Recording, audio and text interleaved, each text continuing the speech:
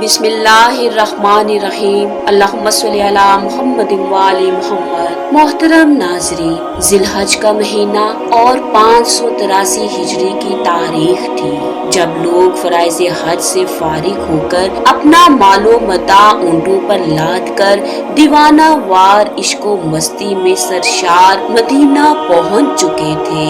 इन्हीं में एक रूबरू खुशकामद आशिक़े रसूल था जिसकी उम्र तारीख में उस वक्त 46 साल थी। उसकी हालत ये थी कि बरहना सर, आंखें नम और कसरते सफर की वजह से पाँव में छाले हैं, लेकिन सूरत बता रही थी कि उसके अंदर इश्क़े रसूल की आग जल रही है। वो अपने आका की बारगाह में अपना दर्दे दिल बयान कर रहा था कि अचानक गुंबद हिजरा से आवाज आई, ऐ मेरे मुसाफिर, तू मेरे दीन का मोइन है। मैंने तुझे हिंदुस्तान की विलायत अता की, वहाँ कुफ्र जुल्मत फैली हुई है। तू अजमेर पहुँच जा, तेरे वजूद से जुल्मतो कुफर दूर और इस्लाम रौनक पजीर होगा। हर दिल मखमूर और हर चेहरा मसरूर था। अगर किसी चेहरे पर परेशानी और तफक्कुरात की सलवटें नुमाया थी तो वो उसी आशिक़े रसूल का चेहरा था, क्योंकि सलूको मार्फत का ये मोहब्बतों भरा तोहफा उसी को अता किया गया था। ये मुजदाए दिल नवाज उसी को सुनाया गया था। आखिर इतनी बड़ी खुशखबरी पर परेशानी कैसी? तारीख इसका जवाब ये देती है कि इस फकीर को जिस मुल्क में जाने का हुक्म दिया गया था वो एक अनजान मुल्क था। वो नहीं जानता था कि शहरे अजमेर कहाँ है, समते सफर क्या होगी, मदीना से मुसाफत कितनी है, रास्ता के पेचो हम क्या हैं। अभी वो इन्हीं फिक्रों में गुम था कि गुंबद हिजरा की ठंडी ठंडी हवाओं ने उस पर गनूदगी तारी कर दी। ख्वाब में महबूबे कायनात सल्लल्लाहु अलैहि वसल्लम तशरीफ लाए, अपने जमाले जहां आरा के दीदार से मुशर्रफ फरमाया और एक नजर में मशरिक से मगरिब तक सारे आलम को दिखा दिया। तमाम शहर उसकी निगाहों के सामने थे। इन्हीं में शहरे अजमेर, वहाँ का किला और पहाड़ियाँ नजर आने लगी। सरकार ने अपने इस आशिक़े सादिक से इरशाद फरमाया, जाओ हम तुमको खुदा के सुपुर्द करते हैं। आंखें खोली तो हिंदुस्तान का पूरा नक्शा पेशे नजर था। चुनाचे सरकारे दो आलम के हुक्म की तामील के लिए 40 औलिया के साथ हिंदुस्तान के शहरे अजमेर का रुख किया। किसी जमाने में अजमेर में एक बहुत बड़ा मंदिर था जो सिर्फ राजाओं और रानियों की इबादत के लिए मखसूस था।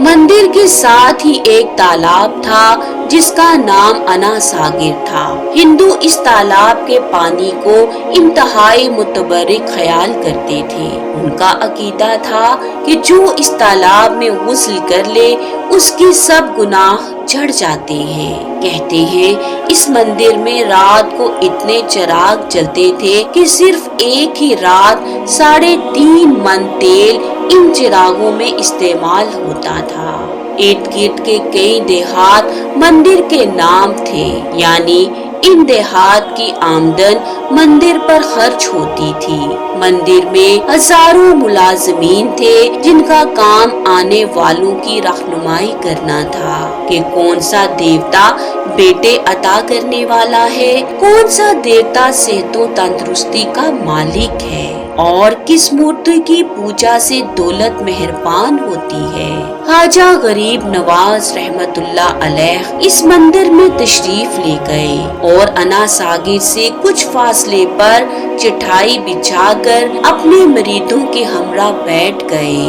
असर का वक्त करीब था, लिहाजा आपने हजरत कुतुबुद्दीन से अजान देने का कहा। कुफ्र शिर्क के घर अजमेर में अल्लाह की वहदानियत और हजरत मोहम्मद की रिसालत का ये पहला ऐलान था। वो लोग इस्लाम से मुकम्मल तौर पर लाइल्म थे। चुनाचे अजान की आवाज सुनकर वो हैरान हुए और अपने घरों से निकल आए। मुसाफिरों ने अना सागिर के पानी से वजू किया और नमाज पढ़ना शुरू की। सब हिंदू हैरान रह गए कि भगवान तो अंदर हैं, फिर ये लोग सहन में किस भगवान को सजदा कर रहे हैं। जब शाम हुई तो राजा के ऊंट जो दिन में चरने के लिए गए हुए थे अपने चरवाहों के साथ वापस आने लगे। इत्तेफाक से जहां हजरत ख्वाजा अपने साथियों के साथ बैठे थे वो जगह राजा के ऊँटों के बैठने की थी। चरवाहों ने कहा,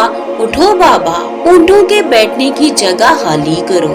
आपने फरमाया, इतना मैदान पड़ा है, ऊँट तो कहीं भी बैठ जाएंगे, क्यों मुसाफिरों को तंग करते हो।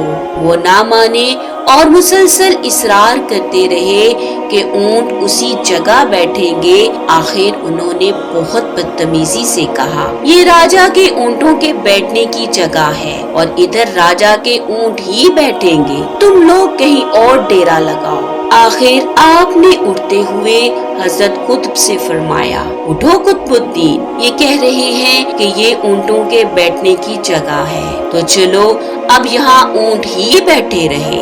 ये कहकर आप अपने साथियों समेत वहाँ से उठ गए। अगली सुबह जब चरवाहों ने ऊँटों को उठाना चाहा तो उन्हें पता चला कि ऊँट उठने के काबिल नहीं है।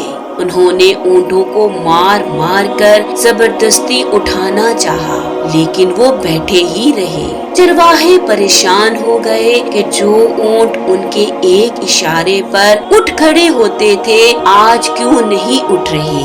आखिर उन्हें याद आया कि कल उस मुसाफिर फकीर ने कहा था कि चलो अब यहाँ ऊँट ही बैठे रहें। लोग इकट्ठा होना शुरू हो गए। कोई कह रहा था ये फकीर कोई महा जादूगर है, किसी का ख्याल था कि वो भगवान का अवतार है, कोई समझ रहा था कि वली कामिल है। बात राजा पृथ्वी तक पहुंच गई कि एक मुसाफिर फकीर ने राजा के ऊँटों पर जादू कर दिया है। नाजरीन, इस दिलचस्प कहानी का दूसरा हिस्सा अगली वीडियो में पेश किया जाएगा। अल्लाहुम्मा सल्ली अला मुहम्मद व आले मुहम्मद।